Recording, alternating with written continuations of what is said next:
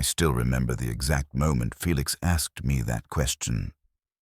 We were sitting on the hood of my car in the parking lot behind the library, watching the sun set over campus, and he turned to me with those dark eyes that always seemed to see right through me and said, "When you leave here, when you're off doing whatever brilliant thing you're meant to do, will you remember me?" The way he said it, so quiet and careful, like he was afraid of the answer. I didn't know what to say then. I didn't understand why he was asking, but now, sitting here months later, I understand everything. I should probably start at the beginning. My name is Reed, and I met Felix during the fall semester of my senior year at State. I was 22, focused entirely on graduating summa cum laude and getting into the best grad schools, living in this carefully constructed bubble where everything was planned and predictable. I dated a few girls over the years, nothing serious, relationships that felt more like checking boxes than actual connection. I told myself I was just too busy for love, too focused on my future to get distracted. Then Felix transferred into my advanced literary theory seminar, and suddenly my carefully ordered world started showing cracks I didn't know were there. He walked in 15 minutes late on the first day, all messy brown hair and vintage band shirt under a worn denim jacket, apologizing to Professor Chen with this crooked smile that somehow made being late seem charming instead of disrespectful. He slid into the empty seat next to mine, and when he pulled out his notebook, I noticed his hands. I don't know why I noticed his hands first. They were elegant, long fingers with calluses on the tips that suggested guitar strings, a small scar across his left thumb. He caught me looking and smiled, and I felt something flutter in my chest that I immediately tried to ignore. "I'm Felix," he whispered while Professor Chen launched into her syllabus overview. "I'm already lost. Any chance you're the type who takes good notes?" "Read," I whispered back. "And yes, but you should probably pay attention yourself." "I will," he said, still smiling. "But it's nice to have backup." That was Felix. Easy, confident, comfortable in his own skin in a way I'd never been. Over the next few weeks, we fell into a natural rhythm. We'd grab coffee before class at the little shop on the corner, sitting in the worn leather chairs by the window while Felix told me about his theories on postmodern narrative structure or his opinions on the campus art scene. He was a double major, English and studio art, which seemed to perfectly capture who he was. Someone who lived between words and images, always creating, always seeing the world through a lens of beauty and meaning. I found myself looking forward to our coffee meetings more than anything else in my schedule. Felix had this way of talking that made everything seem more interesting, more alive. He'd gesture with his hands while he spoke, leaning forward when he got excited about an idea, his whole face lighting up. I started noticing things about him I had no business noticing. The way he'd bite his lower lip when he was thinking. The small dimple that appeared in his left cheek when he really smiled. The fact that he always smelled like coffee and something else. Something warm I couldn't quite identify. One morning in late September, he showed up to our coffee date with paint on his hands. Streaks of blue and gold that he'd apparently forgotten to wash off after an all-night painting session. "Sorry," he said, noticing me noticing. I lose track of time in the studio. I was working on this piece about memory and impermanence, and I just kept going until the sun came up. "Can I see it?" I asked, surprising myself. I wasn't usually the type to ask personal questions. Felix's expression shifted, something vulnerable crossing his face. "Yeah," he said softly. "Yeah, I'd like that." That afternoon, he took me to his studio space, a converted warehouse on the edge of campus that smelled like turpentine and possibility. His painting was massive, 6 feet tall and 8 feet wide, an abstract landscape of blues and golds that somehow felt like looking at a memory you couldn't quite grasp. I stood in front of it for a long time, not knowing what to say because I was feeling too much. The painting made me feel the way Felix made me feel, overwhelmed and alive and slightly terrified. "It's about the things we try to hold on to," Felix said quietly, standing beside me. The way memories change and fade but somehow stay with us. The way people leave impressions on us that we carry forever. I turned to look at him, and he was already looking at me, and for a moment something passed between us that I wasn't ready to name. My heart was beating too fast. I was standing too close to him. I could feel the heat coming off his body, see the flecks of gold in his brown eyes. "It's beautiful," I managed to say, my voice coming out rougher than intended. "Thanks," Felix said, and he smiled that crooked smile, and I had to look away before I did something stupid. That night, lying in bed in my apartment, I couldn't stop thinking about Felix, about the way he looked at me in the studio, about the way my body had reacted to standing close to him, about the fact that I wanted to see him again even though I'd just spent 4 hours with him. I told myself it was just friendship, just admiration for someone talented and interesting. But deep down, in a place I wasn't ready to examine, I knew it was more.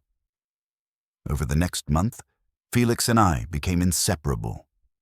We studied together at the library, our legs touching under the table in ways that felt both accidental and deliberate. We got late-night tacos from the food truck on campus, sitting on the curb and talking about everything. Our childhoods, our dreams, our fears about the future. Felix told me about growing up in a small town in Oregon, about coming out when he was 16 and having his parents struggle with it for a year before they came around. He talked about it so matter-of-factly, like it was just part of his story, not the defining feature.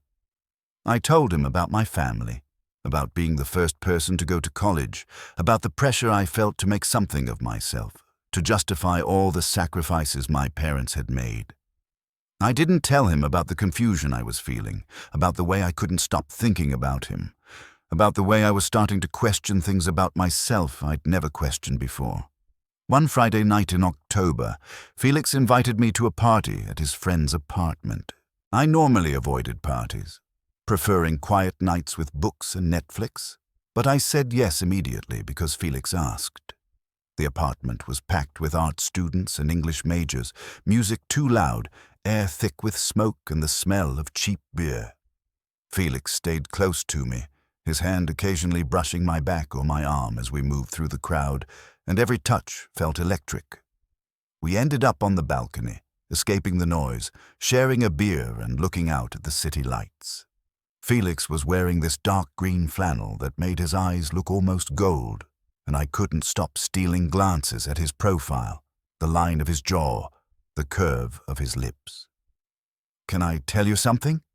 Felix said suddenly, turning to face me. He looked nervous, which was unusual for him. "Of course," I said, my heart suddenly pounding. "I'm really glad you're in my life," he said, holding my gaze. "This semester, getting to know you, it's been really important to me. You're important to me." The way he said it, the intensity in his eyes, I knew he meant more than friendship. I knew, and the knowing terrified me and thrilled me in equal measure. "You're important to me too," I said quietly, and I meant it with every fiber of my being. Felix smiled, soft and genuine, and for a moment I thought he might kiss me. I thought he might close the distance between us, and I didn't know if I wanted him to or if I was afraid he would. But then someone called his name from inside, breaking the moment, and we went back to the party, and the chance passed. That night changed something between us. The tension that had been building became impossible to ignore. When we studied together, I was hyper-aware of every movement, every breath. When Felix laughed at something I said, I felt it in my chest. When our hands brushed passing papers back and forth, I felt it everywhere. I started having dreams about him. I'd wake up in the middle of the night, heart racing, body aching with want, and I'd have to sit with the truth I'd been avoiding. I was attracted to Felix. More than attracted. I was falling for him in a way I'd never fallen for anyone before.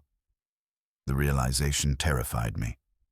I'd never thought of myself as gay, had never really thought much about sexuality at all. I'd dated women, slept with women, enjoyed it well enough. But what I felt for Felix was different, deeper, more consuming. It wasn't just physical attraction, though that was definitely there. It was the way he made me laugh, the way he challenged my thinking, the way he saw the world with such creativity and hope. It was everything about him, and I didn't know what to do with the enormity of what I was feeling. November came, cold and gray, and with it came the reality that I'd be leaving soon. I'd applied to graduate programs across the country, top schools in New York and California and Chicago. My whole life had been building toward this next step, and suddenly I didn't want to go. Suddenly, the future I'd been so certain about felt hollow, because it didn't include Felix. One afternoon, we were in my apartment, supposedly working on our final papers for literary theory.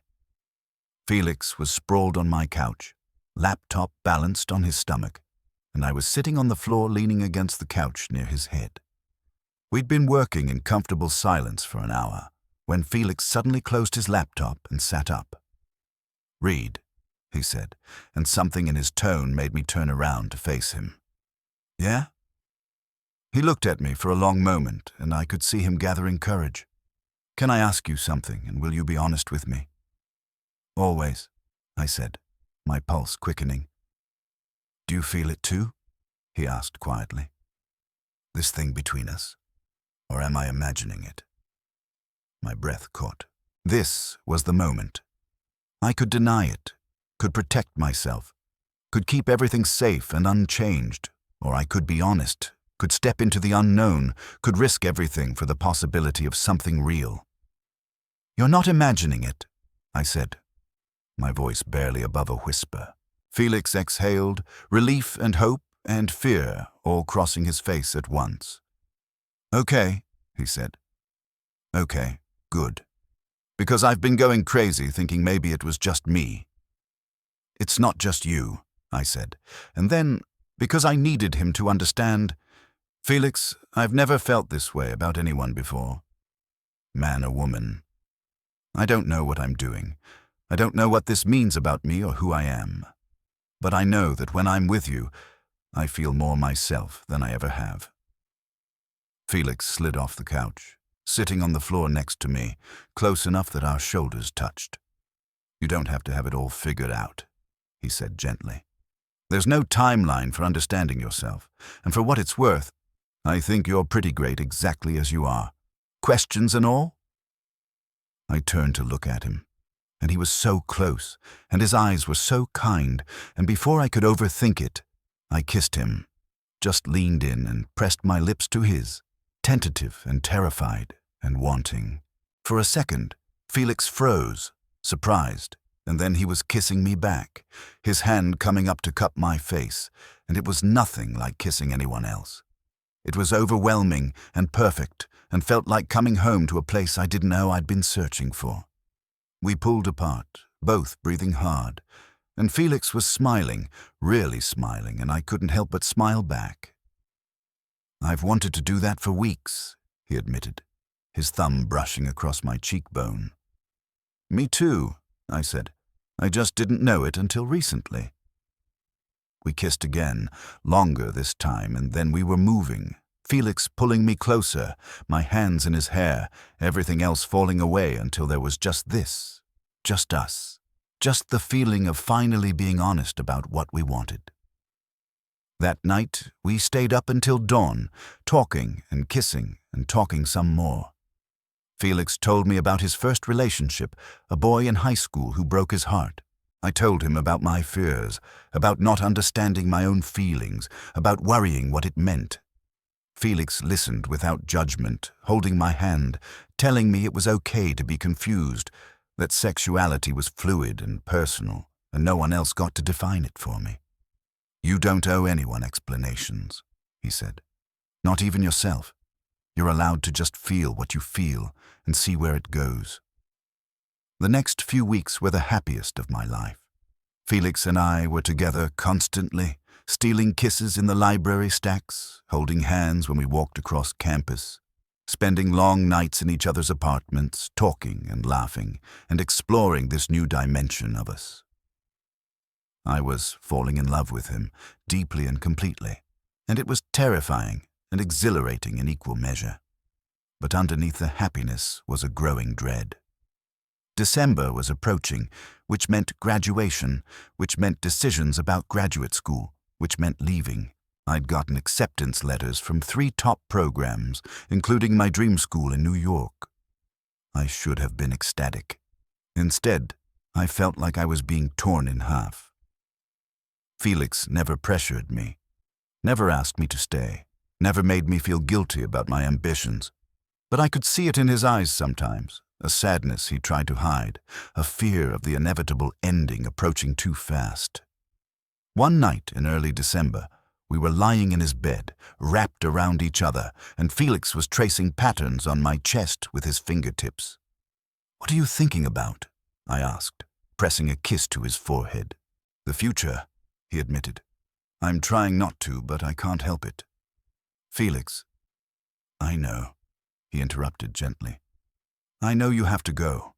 I know this was always temporary. I just wish it wasn't." "It doesn't have to be temporary," I said, even though I didn't know how we'd make it work. "We can try long distance. People do it all the time." Felix was quiet for a moment, then said, "Reed, you're going to go to New York or California, and you're going to be brilliant, and you're going to meet so many people and have so many experiences. I don't want to be the thing holding you back from that."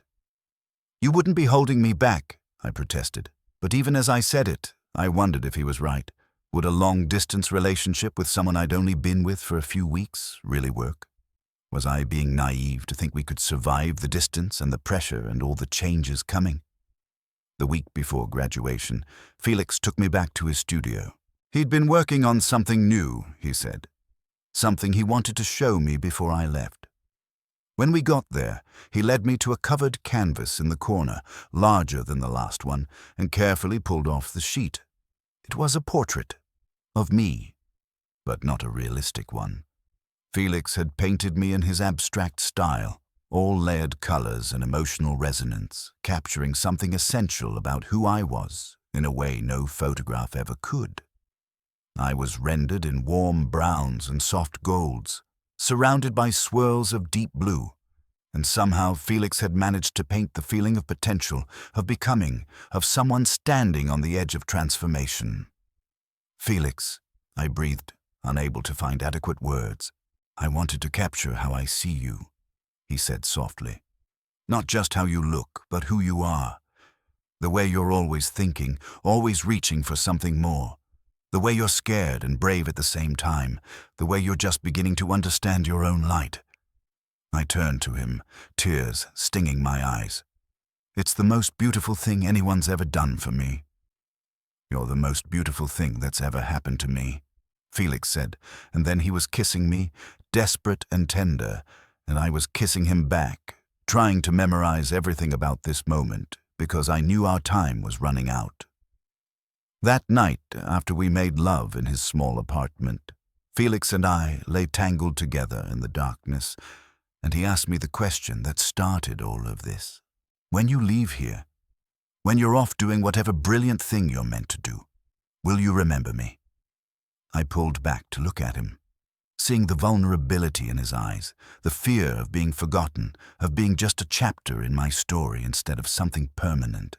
"Felix," I said, my voice thick with emotion, "I will remember everything. The way you take your coffee, the paint under your fingernails, the way you see beauty in everything, the way you made me understand myself. How could I possibly forget you?" "People forget," he said quietly. "They move on. They meet new people. The past becomes just that, past." "Not this," I said firmly. "Not you. Felix, you changed my life. You helped me discover parts of myself I didn't know existed. That doesn't just go away because of distance." He smiled, sad and hopeful. "Promise me something?" "Anything. Promise me you'll be happy. That you'll go chase your dreams and become everything you're meant to be.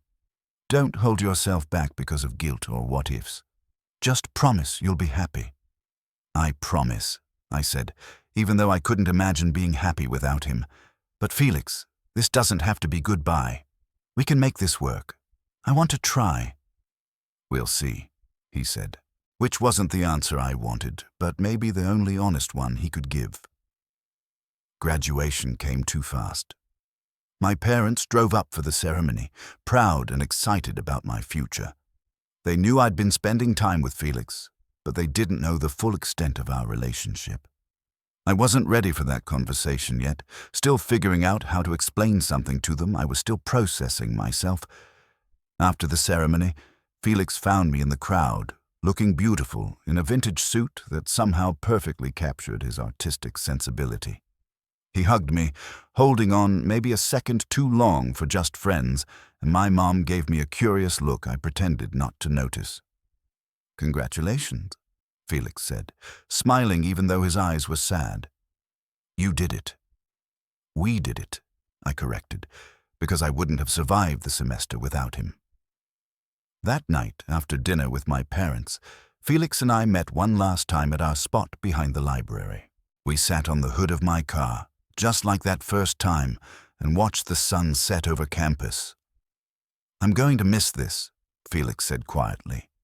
"Us, here, like this." "Me too," I said, taking his hand. "Felix, I love you. I need you to know that. This wasn't just some college thing for me. I love you." Felix turned to me, eyes shining with unshed tears.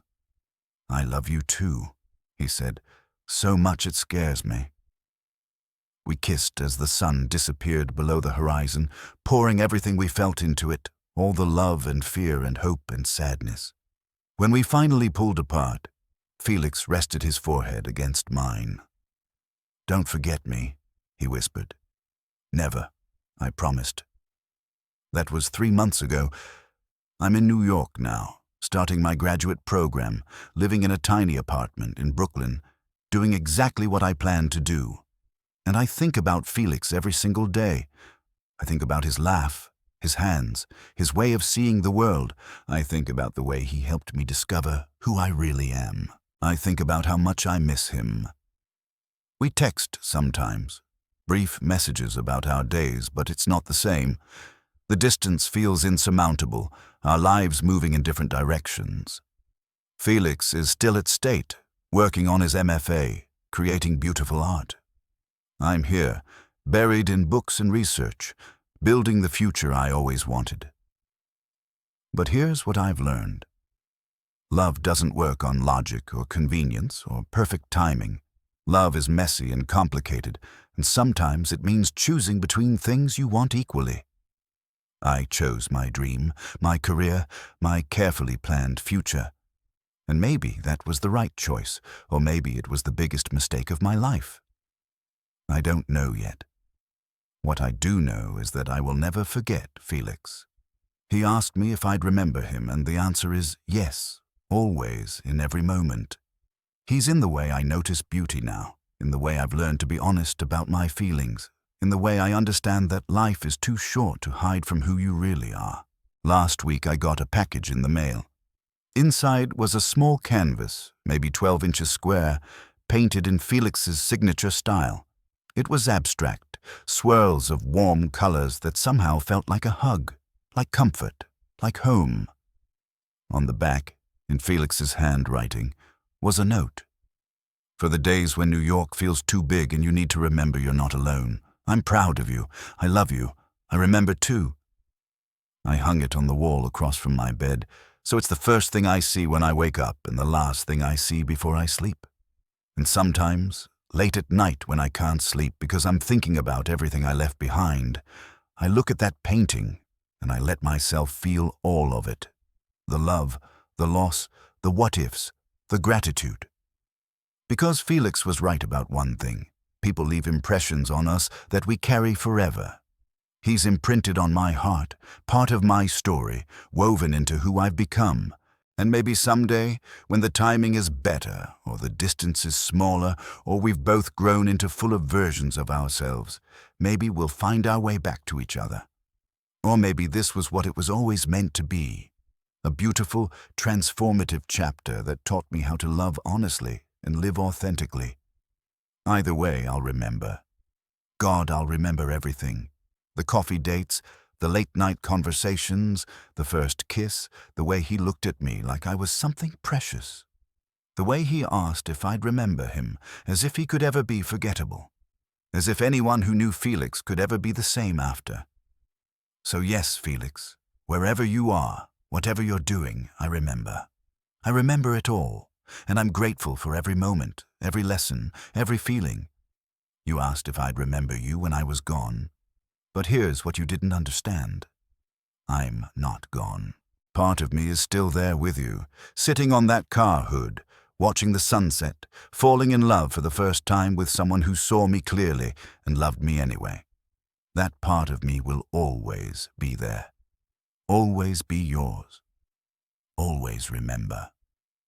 Total_Jar_Count 24,847